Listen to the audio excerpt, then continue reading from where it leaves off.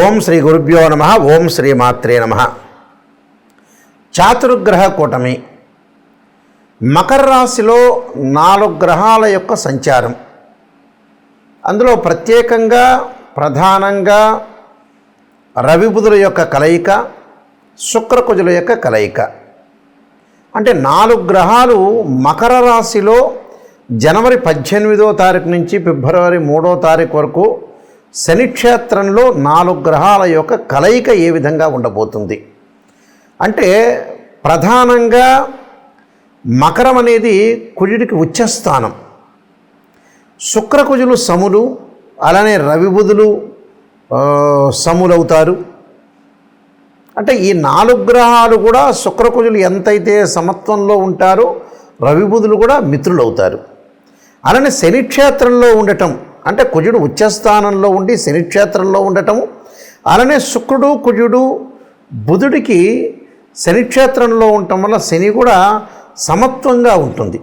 అంటే శనికి ఈ 3 గ్రహాలు శుక్రుడు కుజుడు బుధుడు సమత్వంగా ఉంటుంది. అలానే రవి వచ్చేటప్పటికల్లా శత్రువు అవుతాడు. చాతుర్గ్రహ కూటమి 4 గ్రహాలు మకర రాశిలో సంచారం చేయటం వల్ల ద్వాదశ రాశుల వాళ్ళకి ఎలాంటి ఫలితాలు జరగబోతున్నాయి, మరి ఎలాంటి ఫలితాలు మరి జరగబోతున్నాయి, మనకి ఎంత మంచి ఫలితాలు వస్తున్నాయా, చెడ్డ ఫలితాలు వస్తున్నాయా, కొంతమందికి మిశ్రమైన ఫలితాలు వస్తారు. ఇవన్నీ కూడా గోచారరీత్యా చెప్పబడే ఫలితాలు అంటారు. ఇవి బర్త్ చార్ట్ జన్మజాతకాన్ని అనుసరించే ఫలితాలు కావు. మరి నాయకంటి గారు ఎందుకు చెబుతున్నారంటే, గోచారం కూడా వితిన్ సెకండ్లో మనం అదృష్టాన్ని కలిసి వచ్చే అవకాశాలు ఎక్కువగా ఉంటాయి. అంటే మనం ఎంత కృషి చేసినా కూడా కొంత వితిన్ సెకండ్లో అదృష్టం కలిసి రావాలంటే గోచారం అనేది చాలా ఇంపార్టెంట్. ఈ గోచారంలో సహజంగా చాలామంది కూడా చూసుకునేటప్పుడు ఏంటంటే, ఏ రాశి నుంచి ఏ రాశుల్లో ఏ స్థానాల్లో గ్రహాలు అనుకూలంగా ఉంటాయనేది కూడా చూసుకుంటారు. అలా చూసుకుంటేనే మనకు జాతకపరంగా తెలుస్తూ ఉంటుంది.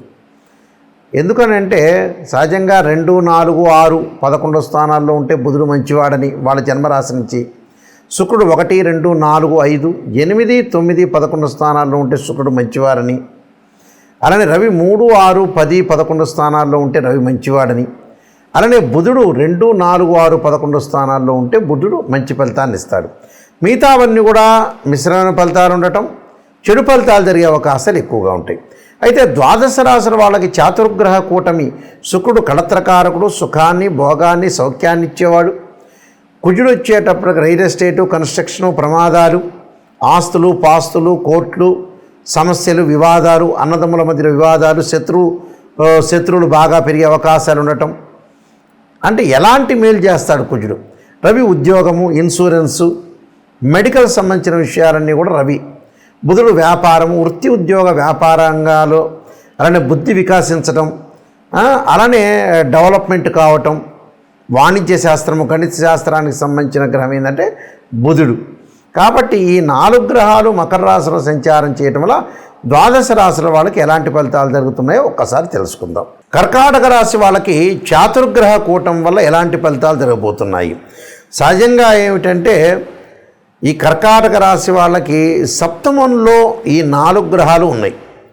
ఈ సప్తమంలో ఏదైతే 4 గ్రహాలు ఉన్నాయో అలా శుక్రుడు కుజుడు రవి బుధుడు. శుక్రుడి వల్ల స్త్రీలతో కొంత ఇబ్బందులు పడే అవకాశాలు ఎక్కువగా ఉంటాయి. అంటే స్త్రీలతో ఇబ్బందులు పడొద్దండి, అన్నోన్ పర్సన్స్తో మాట్లాడొద్దండి, కోపం తగ్గించండి, ఖర్చులు కూడా తగ్గించండి. అంటే మనం ఏదైతే ఖర్చు చేస్తున్నామో ఆ ఖర్చులు తగ్గించడం చాలా ఇంపార్టెంట్. అంటే ఖర్చులు తగ్గించడం వల్ల అంటే ఏంటంటే, మనం 100 రూపాయలు ఇచ్చిందని కొంత ఖర్చు తగ్గించుకోండి. అంటే జనవరి 18 నుంచి ఫిబ్రవరి 13 వరకు కూడా ఇష్టం వచ్చినట్టు ఖర్చు చేయొద్దండి. అలానే ఇష్టం వచ్చినట్టు డాక్టర్కో ఆరోగ్యపరంగా మటు ఖచ్చితంగా ఖర్చు చేయాలి. దేనికి ఖర్చు చేయాలో దానికి ఖర్చు చేసి ముందుకు వెళ్ళాలి. అలానే కుజుని వల్ల భార్యాభర్తల మధ్యలో చిలికి గాలివాన కాకుండా చూసుకోండి. అంటే కుటుంబంలో కలహాలు రాకుండా, అలానే మిత్రులతోటి, మనకు బంధుమిత్రులతో కొంతమంది ఉంటారు, వైరం వస్తుంటుంది, అంటే డిస్ప్యూట్స్ వచ్చే అవకాశం రాకుండా చూసుకోవాలి. అంటే ఏది కూడా డిఫరెన్స్ ఆఫ్ ఒపీనియన్స్, అంటే ఓకే వాళ్ళు చెప్పింది రైటే, ఏం ప్రాబ్లం లేదు, ఓకే వెల్ అండ్ గుడ్ అనేటట్టుగా ఉండాలి. అంటే లౌకిక తత్వం అనేది ఒకటి ఉండాలి. ఉదర సంబంధమైన నేత్ర సంబంధమైన వ్యాధులు వచ్చే అవకాశాలు ఎక్కువ ఉంటాయి. ఎందుకంటే గ్యాస్ ట్రబుల్, అలానే కంటికి సంబంధించిన జబ్బులు, గాల్ బ్లాడరు, కిడ్నీ సంబంధించిన విషయాలు జాగ్రత్త ఉండండి. అలానే భయభ్రాంతులు చెందొద్దని నేను చెప్పాల్సింది కాబట్టి చెబుతున్నాను. ఎందుకంటే నెగిటివ్ అయినా పాజిటివ్ అయినా తెలుసుకుంటే మీరు చాలా కేర్గా ఉండే అవకాశాలు ఎక్కువ ఉంటాయి. అలానే బుధుని వల్ల అధికారుల యొక్క ఆగ్రహము, అలానే కొంత ఆందోళన చెందటము, రవి వల్ల కుటుంబంలో కొంత కలహాలు రాకుండా చూసుకోవాలి. అలానే సంతాన బాధలు కూడా కలిగే అవకాశాలు ఎక్కువ ఉంటాయి. సంతానపరంగా వాళ్ళు డెవలప్మెంట్ చెందట్లేదు, వాళ్ళు ఏం చేయాలో అర్థం కావడం, సంతానపరంగా ఈ బాధలు, నిరుత్సాహము, కొంత ప్రయాణంలో నష్టం, అభిప్రాయ భేదాలు రాకుండా చూసుకోండి. కంటే నేను చెప్పేది ఏదైనా ఖర్చులు తగ్గించండి, కుటుంబంలో కలహాలు రాకుండా చూసుకోండి, అధికారుల యొక్క ఆగ్రహానికి గురి కావద్దండి. మనం చేసే దానిలో సిన్సియర్ డ్యూటీ చేయండి. వ్యాపారపరంగా అనుకూలంగా ఉంటుంది, విద్యార్థులకు కూడా కొంత అనుకూలంగా ఉండే అవకాశాలు ఉంటాయి. స్త్రీలకు వచ్చే ఉన్నతమైన అభిప్రాయాలు కలిగి ఉద్యోగ వ్యాపార రంగాల్లో విశేషమైన కృషి చేసే అవకాశం ఉంటుంది. నేను కొన్ని రెమెడీస్ చెప్పబోతాను, రెమెడీస్ పాటించండి, మీకు మంచి జరిగే అవకాశం ఖచ్చితంగా ఉంటుంది. శుక్రుడు సుఖానికి, భోగానికి, సౌఖ్యానికి, వివాహానికి కడత్రకారకుడు. సప్తమ భావకారకుడు ఎవరు అంటే శుక్రుడే. శుక్రగ్రహం ఏ విధంగా ఉండబోతుంది, శుక్రుడు వల్ల మంచి జరుగుతుందా చెడు జరుగుతుందా అనేది, శుక్రుడు కళత్రం అంటే వివాహాన్ని ఇచ్చేవాడు శుక్రుడు కాబట్టి ఎవరికైనా సరే శుక్రదోషం అనేది ఉండకూడదు. అది బర్త్ చార్ట్ను జన్మ లగ్నాన్ని అనుసరించి శుక్రదోషం ఉండకూడదు. సహజంగా వివాహం కావట్లేదు, వివాహం దగ్గరికి వచ్చినట్టు వచ్చి వెనక్కి వెళ్ళిపోతుంది, వివాహం తర్వాత డివోర్స్ జరుగుతుంది, మన జాతకాలు కరెక్ట్గా చూసుకోలేకపోవటం, ఏదో అరకొరకు నాలెడ్జ్ ఉన్న వ్యక్తులతోటి కలిసి జ్యోతిష్యుల దగ్గర చూపించుకోవటం వల్ల కూడా వివాహం పరంగా అయ్యో నేను అందరికీ చూపించానంటే చాలామందికి చూపించాను, మా అబ్బాయి వివాహం ఇలా అయింది, మా అమ్మాయి వివాహం అయింది, వివాహం అయిపోయి విడాకులైనవి, అసలు సంబంధాలే కుదరట్లేదని చెప్పేవాళ్ళు చాలామంది ఉన్నారు. ఎందుకంటే జ్యోతిష్యులది కాదు, మీరు సరైన జ్యోతిష్యుని ఎంచుకోవాలి. శుక్రుడు ఏంటంటే వివాహకారకుడు. ఎప్పుడూ కూడా శుక్రుడు 6, 8, 12 స్థానాల్లో ఉండకూడదు. శుక్రుడు అశ్విని, మఖ, మూల, ఆరుద్ర, స్వాతి, శతభిషము, అలానే ప్రత్యేకంగా పుష్యమి, అనురాధ, ఉత్తరాభాద్ర నక్షత్రంలో ఉండకూడదు. మృగశిర, చిత్త, ధనిష్ట నక్షత్రంలో ఉండకూడదు. శుక్రుడు జన్మలగ్నం నుంచి 6, 8, 12 స్థానాల్లో ఉండకూడదు. శుక్రుడు శనితో కానీ, కుజుడితో కానీ, రాహుతో కానీ, కేతువుతో కానీ కంజంక్షన్ కాకూడదు. ఇలాంటివన్నీ కూడా శుక్రుడు ఏ స్థానంలో ఉన్నాయి, ఏ స్థానంలో ఉన్నాడు జన్మలగ్నం నుంచి బర్త్ చార్ట్ని అనుసరించి మనం చెప్పాలి. అప్పుడు శుక్రుడు ఏ స్థానంలో ఉంటే మనకు మంచి చేస్తాడో తెలుసుకుంటాం మనం. శుక్రుడు ఒకవేళ దోషం ఉందనుకోండి, దాని పరిహారాలు ఉంటాయి.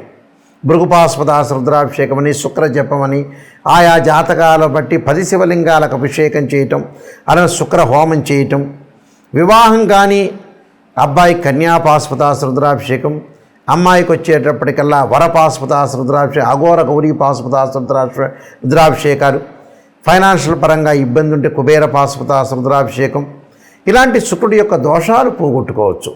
అలానే శుక్రుడు తదనంతరం కుజుడు బాగలేదనుకోండి, మన జన్మజాతకంలో కానీ గోచారీత్యా కానీ ముఖ్యంగా కుజుడు మంచి స్థానంలో లేకపోతే, సహజంగా జన్మలగ్నం నుంచి 2, 4, 7, 8, 12 స్థానాల్లో కుజుడు ఉంటే మంచివాడు కాదు. కొన్ని రాసులకు ఎగ్జామ్షన్ ఉంటుంది, కొన్ని నక్షత్రాలకు ఎగ్జామ్షన్ ఉంటుంది. 13 నక్షత్రాలకు దోషం వర్తించదు, భయపడాల్సిన పని లేదు. ప్రమాదాలు జరుగుతున్నా, కోర్టు సమస్యలు కానీ, వివాహం ఆలస్యం జరుగుతున్నా, అలానే పొలాల గురించి కానీ, ఆస్తుల గురించి కానీ, అన్నదమ్ముల మధ్యలో సఖ్యత, కోర్టు సమస్యలు, ఇలాంటివన్నీ కూడా కుజుడు సంబంధించిన కారకత్వాల్లో చెప్పబడింది. ఈ కుజదోషం ఉందనుకోండి, ఉదాహరణకి జాతకపరంగా కానీ కుజుడు బాగలేకపోవటం, కుజుడు సహజంగా 6వ స్థానంలో ఉండకూడదు, రోగస్థానం అంటాం, 8వ స్థానంలో ఉండకూడదు, 12వ స్థానంలో ఉండకూడదు. అంటే ఒక్కొక్క ఫలితం ఒక్కో రకంగా ఇస్తారు. ఏంది గురువుగారు కుజుడు అన్ని స్థానాల్లో చెడ్డవాడు అనేది కాదు. కొన్ని స్థానాల్లో మంచివాడు, కొన్ని స్థానాల్లో చెడ్డవాడు, కొన్ని స్థానాల్లో మంచి ఫలితాన్ని ఇస్తాడు, కొన్నిసార్లు చెడ్డ ఫలితాన్ని ఇస్తాడు. కొంతమంది ఎగ్జామ్షన్ కూడా ఉంటుంది, భయపడాల్సిన పని లేదు. దానికి అంగారక పాశుపతాస రుద్రాభిషేకం, సుబ్రహ్మణ్య స్వామి ఆరాధన, సుబ్రహ్మణ్య స్వామి అష్టకం చదువుకోవాలి. అలానే జాతకాన్ని చూసుకోవాలి, బర్త్ చార్ట్లో ఏ విధంగా ఉందో చూసుకుని మనం అనాలిసిస్ చేయాలి. ఇది ఫస్ట్ పాయింట్. అలానే బుధుడు వ్యాపారపరంగా ఉండేవాడు. వ్యాపారము, వృత్తి, ఉద్యోగ, వ్యాపార రంగాల్లో బుద్ధి వికసించడము, సరైన సమయంలో సరైన నిర్ణయం తీసుకోవడం, బుధుడి యొక్క దోషం ఉంటే కూడా అలానే బుధుడి యొక్క సంబంధించిన జపం కానీ, అలానే బుధుడికి సంబంధించిన హోమం కానీ, అలానే పాశుపతాస రుద్రాభిషేకం చేసుకోవడం చాలా మంచిది. రవి వల్ల ఏం జరగబోతుంది? రవి వల్ల ఉద్యోగంలో మార్పులు, ఆరోగ్యపరంగా ఇబ్బందులు, ఆరోగ్యం మహాభాగ్యం అంటారు. ఏ జాతకంలో అయినా సరే రవి యొక్క దోషం, జన్మలగ్నం నుంచి రవి యొక్క దోషం ఉంది అని అంటే రవిని ఆరాధన చేయాలి. ఎలాగా? సూర్యపాశుపతాస రుద్రాభిషేకం అంటారు, సౌరపాశుపతాస రుద్రాభిషేకం అంటారు. అలానే ఆరోగ్యం బాగలేదంటే ఆరోగ్యము త్రయంబక పాశుపతాస రుద్రాభిషేకాలు, శిరోకంఠ పాశుపతాస రుద్రాభిషేకాలు ఇవి చేసుకోవాలి. రవి జపము, రవి హోమము అంటే రవి వల్ల ప్రయోజనం కలుగుతుందని అర్థం. కాబట్టి ఇవన్నీ కూడా జీవితంలో గోచారీత్యా నిజాన్ని తెలుసుకోండి, అబద్ధపు ముసుగులో ఉండొద్దండి. ఎవరైనా నాకు కాల్ చేసేవాళ్ళు జాతకానికి నిజం తెలుసుకోవాలి, నెగిటివ్ అయినా పాజిటివ్ అయినా తెలుసుకునే వాళ్ళు మాత్రమే నాకు ఫోన్ చేయండి. అంటే అబద్ధపు ముసుగులో జాతకాన్ని చెప్పలేరు, నేను చెప్పను కూడా. అందువల్ల నేను నెంబర్ ఆఫ్ బుక్స్ రాసిన రాజమండ్రి మోహన్ పబ్లికేషన్ వాళ్ళకి కాలసర్పయోగము, కాలసర్పయోగ చంద్రిక, రాహుకేతువులు, ఛాయాగ్రహాలు, అలానే వివాహ మార్తాండము, జాతక చంద్రిక, స్వప్నశాస్త్ర ఫలదీపిక, అలానే బృహత్ పరిహార సింధు, అలానే సర్వదేవతా గోత్రులు పార్ట్ 1, పార్ట్ 2, పుత్రగణపతి వ్రతము, ఇలానే ప్రిడిక్షన్ ఆఫ్ ఆస్ట్రాలజీ, ఇలాంటి నెంబర్ ఆఫ్ తెలుగు ఇంగ్లీష్లో నేను చాలా నెంబర్ ఆఫ్ బుక్స్ రాశాను. మాది వెబ్సైట్ ఉంటుంది www.nayakanti.com అని, nayakanti.in మీరు చూడొచ్చు. ప్రతిదాని కూడా సమస్య పరిష్కారం ఉంటుంది. ఆ సమస్యను మీరు బాధపడాల్సిన పని లేదు. నాయకంటి మల్లికార్జున శర్మ బుక్స్ అని కొడితే వస్తుంది మీకు. ఎవరైనా సరే జాతకాన్ని క్లియర్గా చెప్పించుకోదలుచుకున్న వ్యక్తులు నా నెంబర్ స్క్రోల్ అవుతుందో ఆ నెంబర్కి మీరు ఫోన్ చేయొచ్చు. డైరెక్ట్గా ఆ నెంబర్ నా దగ్గరికి వస్తుంది. అందువల్ల ఏమీ ఆలోచన చేయాల్సిన పని లేదు. ప్రతి పనిని కూడా మనం లైఫ్లో సాధించాలంటే మన చేతుల్లోనే ఉంటుంది. మంచి చెడు అనేది ఎప్పుడు కూడా మన చేతుల్లోనే ఉంటుంది.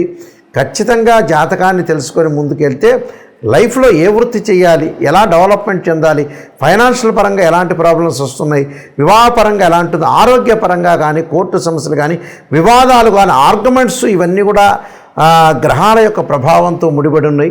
జాతకాన్ని మనం చూసుకున్నాం అనుకోండి, ఒక్కసారి చూసుకొని ముందుగా జాతకపరంగా వెళ్ళామంటే ఖచ్చితమైన నిర్ణయం తీసుకోవచ్చు. అయితే నా దగ్గరికి జాతకానికి ఫోన్ చేసే వాళ్ళు ఎవరైనా సరే వాయిస్ రికార్డింగ్ పెట్టుకోండి. నేను జాతకాన్ని చెబుతాను. వాట్సాప్లో మీరు ఏదైతే ఉంటుందో ఒక 4 పేజీలు పంపిస్తాను. అలానే వాయిస్ రికార్డింగ్ చేసుకోండి. జాతకంలో వాయిస్ రికార్డ్ ఎందుకంటే మళ్ళీ రిపీట్గా మీరు వినే అవకాశం ఉంటుంది. సత్యాన్ని తెలుసుకోండి, నిజాన్ని తెలుసుకోండి. నిజాన్ని తెలుసుకునే ఎవరైతే ఉంటారో వాళ్ళు నాకు కాంటాక్ట్ చేయండి. నేను అన్నీ క్లియర్గా ఓపెన్గా చెబుతాను. దానికి పరిహారాలు, రెమెడీస్ కూడా శాస్త్రీయమైన పరిహారాలు చెప్పడానికి ఖచ్చితమైన అవకాశం అనేది ఉంటుంది. మీరు మీ అందరికి కూడా మంచి జరగాలని ఆశిస్తూ సర్వే జనా సుఖినో భవంతు.